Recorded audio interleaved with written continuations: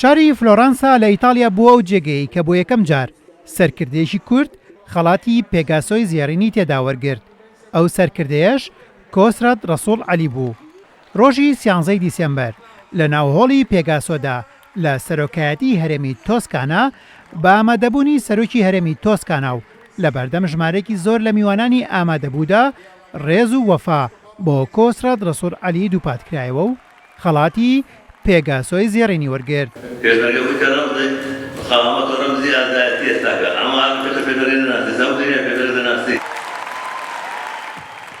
بەخشینی خەڵاتی پێگاسۆی زێڕین بۆچی بە کۆسرات ڕەسوڵ عەلی بەخشرا. هەرێمی تۆسکانا لە وڵاتی ئیتالیا بە گوێرەی دەستوری خۆی ساڵانە خەڵاتی پێگاسۆی زێڕین پێگاسۆ دێ ئۆرۆ دەبەخشێتە کەسایەتیەک کە لە بوارێکی گرنگی جیهان و دیاریکراودا ڕۆڵی دیار و بەشداری کارای هەبێت. لە کوردستانیشدا ئەو کەسایەتی کە دەزیشان کرا و مەرجەکانی وەرگرتنی ئەو خەڵاتی تێدا بێت کۆسرات ڕەسوڵ عەلی بوو. ئەوەشی بووە هۆکار تا ئەو خەڵاتی پێ بدرێت بەشداریکردنی کارا و بەرچاوی کۆسرات ڕەسوڵ عەلی بوو لە بەرەکانی جەنگ و دیاریکردنی وەک نوێنەری بوێری و کراوەیی و ڕۆحی یەکگرتن و برایەتی هاوڵاتیانی کوردستان و دوجاریش خەڵاتە زێڕینەکەی پێبەخشرا. بەخشینی ئەو خەڵاتە لەسەر پێشنیازی سەرۆک ئینریکۆ ڕۆسی سەرۆکی هەرێمی تۆسکانا بوو کە پایدارترین خەڵاتی هەرێمەکەیان بەخشیە کۆسرات ڕەسوڵ عەلی جێگری سکرتێری گشتی یەکێتی نیشتیمانی کوردستان و جێگری سەرۆکی هەرێمی کوردستان. لە کاتی بەخشینی خەڵاتەکەدا سەرۆکی هەرێمی تۆسکانا کۆسرات ڕەسوڵ عەلی بە شێرەکەی کوردستان و پێشمەرگەی داعش بەزێن وەسف کرد و وتی تۆسکانا چەند ساڵێکە لە هەرێمی سەربەخۆی کوردستاندا ئامادەی هەیە، هەر بۆیە ئەم خەڵاتە دەبەخشینە هەموو گەلی کورد. وتیشی هەرێمی کوردستان بۆتە لانکەیەکی ئارام و ژیاری بۆ لێقەوماوانی ڕەگەز و ئاین و مەزهبە جیاوازەکان کە ئەوەش نیشانەی پێشکەوتنی دیموکراسیە لە هەرێمی کوردستاندا.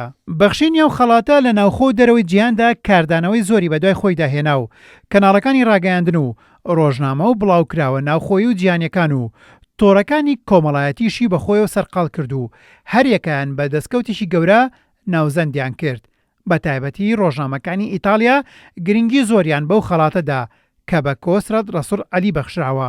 باسییان لەوەش کرد بەدەزێنانی ئەو خەڵاتە بۆ گەلی کورد دەستکەوتێکی گرنگە و بە گرنگیشەوە باسییان لە ڕۆڵی هێزی پێشمەرگەی کوردستان کرد کە شەڕی تێرۆر دەکات و کەسایەتێکی وەک کۆسرات ڕەسوڵ عەلی ڕابەرایەتی دەکات.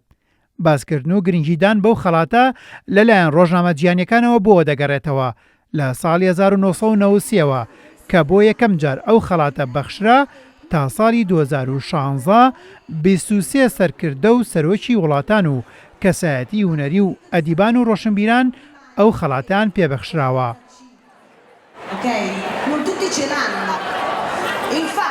لە پەراوێزی وەرگرتنی خەڵاتی پێگاسۆدا کۆسرات ڕەسوڵ عەلی چەندین دیدار و کۆبنەوەی ساز کرد لەوانە لەگەڵ سەرۆک و جێگری سەرۆکی هەرێمی تۆسکانادا کۆبەوە. ئەوەی تەوەری سەرەکی بوو لەو دیدار و کۆبوونەوەنەدا گرنگی پێگەی کورد و هێزی پێشمەرگەی کوردستان بوو لە شەڕی ڕوبەڕووبوونەوەی تێرۆر و تێرۆرستانی وەک داعشدا. باز لەوەش کرا کورد لە بری جیهان شەڕی داعش دەکات. لەو ڕۆوە کۆسرات ڕەسوڵ عەلی داوای کرد هاریکاری کورد و پێشمەرگە بکرێت و بە ئەرشی وڵاتانی جیهانی زانی کە پشتیوانی زیاتری گەلی کورد بکەن تا سەربەخۆی بەدەست بێنێت و ئەو مافەی کە ساڵهای ساڵە قوربانی لە پێناودا دەدات بەدەستی بێنێت و ئەم کاتەی ئێستاشی بە باشترین کارزانی کە کورد مافەکانی بەدەست بێنێت کە لە ڕێگەی ڕۆژنامەی کۆرێری دێ لە سێرای ئیتالی بە هەموو جیانی وت دەوڵەتی کوردی بۆ من خەون نییە، کوردستانێکی ڕاستەقینە دەبینم. هەر لەو دیدار و کۆبوونەوەنەدا باز لە دیموکراسی و جانی پێکەوە ژیان کرا کە هەمیشە هەرێمی کوردستان جێگەیەک بووە کە هەموو ئاین و مەزهەب و نەتەوە و کلتورە جیاوازەکان بێ جیاوازی تێیدا ژیاون. کۆسرات ڕەسوڵ عەلی کێیە؟ کۆسرات ڕەسوڵ عەلی لە ساڵی 1952 لە گوندی شیواشۆکی شاری کۆیە لەدایک بووە. هەر لە تەمەنی لاوێتیەوە بە شێوەیەکی بەرچاو بەشداری کردووە لە خەباتی ڕزگاری خوازی کووردا. یەکێک بووە لە دەستەی دامەزرێنەری کۆمەڵەی خوێندکارانی کوردستان. لە ساڵی 1970دا بەهۆی چالاکیە سیاسیەکانەوە دەستگیر کراوە. لە کۆنگرەی سیەمی کۆمەڵەی ڕەنجەرانی کوردستاندا لە ساڵی 1983 بووە بە ئەندامی سەرکردایەتی کۆمەڵەی ڕەنجەران و دواتر بۆتە ئەندامی سەرکردایەتی یەکێتی نیشتیمانی کوردستان. ساڵی 1985 بە سەختی بریندار بووە. لە ساڵی 1991دا ڕۆلی دیار و بەرچاوی هەبووە لە ئازادکردنی شاری هەولێر و دەوروبەریدا. لە سێمین کۆنگرەی یەکێتیشدا کۆسرەت ڕەسوولعەلی بووە بە جێگری یەکەمی سکرتێری گشتی یەکێتی نیشتیمانی کوردستان. لە بواری ئیداریشدا لە ساڵی 1993دا پۆستی سەرۆکی کابینی دووەمی حکوومەتی هەرێمی کوردستانی وەرگرتووە تا ساڵی 1996 بەردەوام بووە. لە 21 حوزەیرانی ساڵی 2006دا بۆتە جێگری سەرۆکی هەرێمی کوردستان.